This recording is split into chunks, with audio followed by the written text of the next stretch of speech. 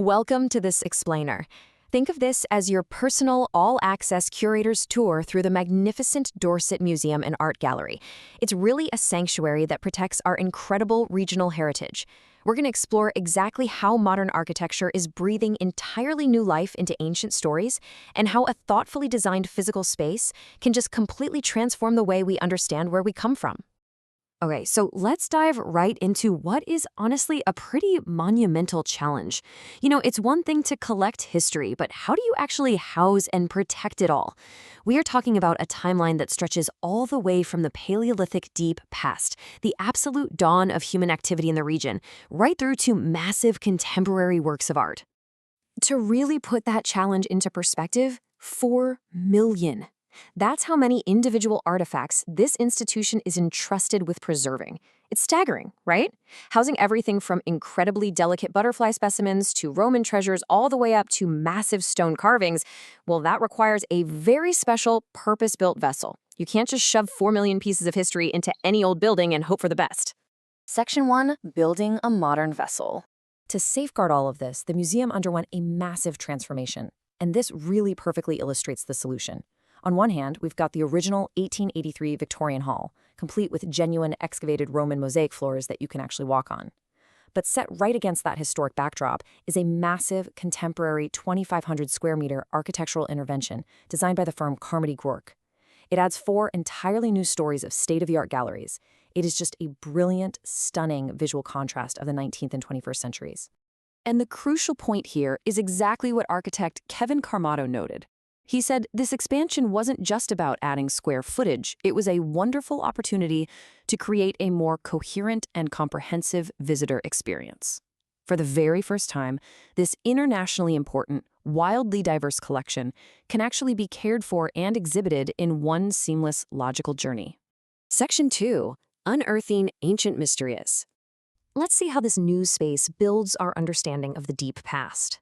Now, here we are coming face to face with a literal ghost.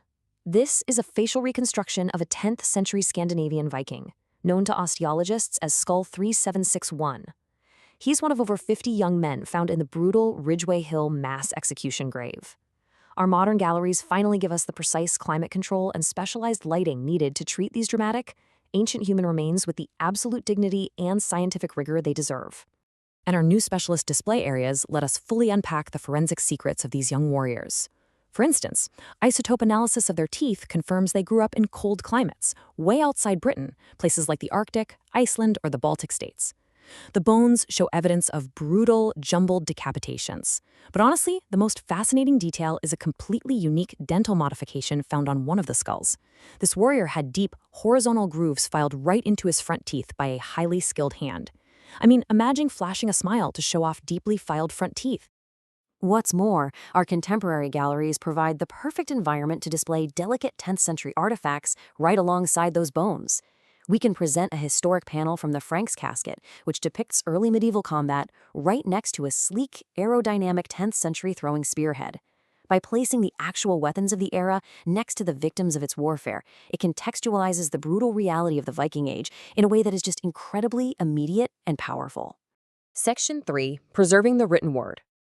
Of course, our history isn't just told in bone and iron, right? It's captured in the incredibly colorful, specific words of our ancestors.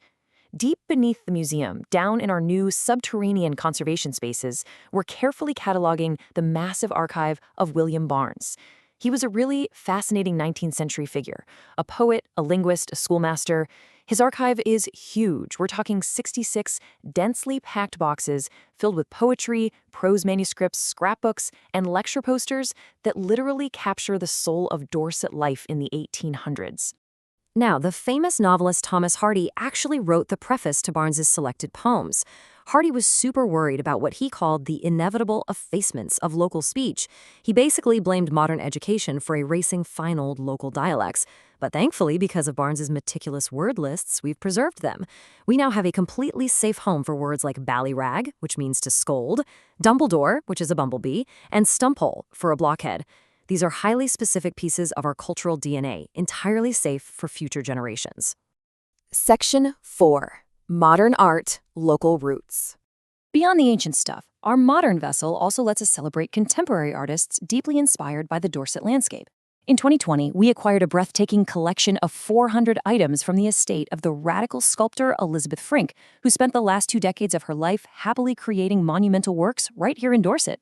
It's a vast acquisition, everything from her powerful oversized bronzes and delicate prints to fragile working models, and even her actual original studio tools. And because we have this expansive new footprint in the Carmody Work extension, we didn't just have to stick her statues on pedestals. We actually recreated her visceral working environment in stunning detail. You can walk up and see shelves of her knives and mallets sitting right alongside tiny plaster cows. We even have her old, dusty radio, which is completely caked in set plaster and permanently tuned to her favorite classical music station.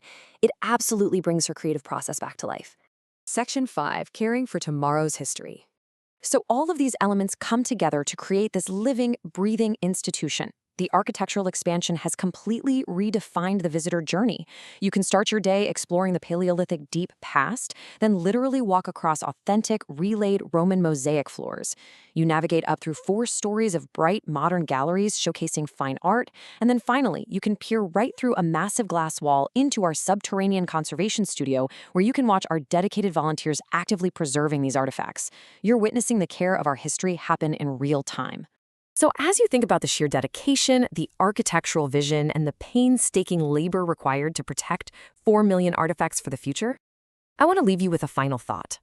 What local story of yours, what dialect word, what piece of your own personal history deserves to be saved? Thank you so much for joining me on this explainer, and I really hope it inspired you to look a little closer at the heritage right in your own backyard.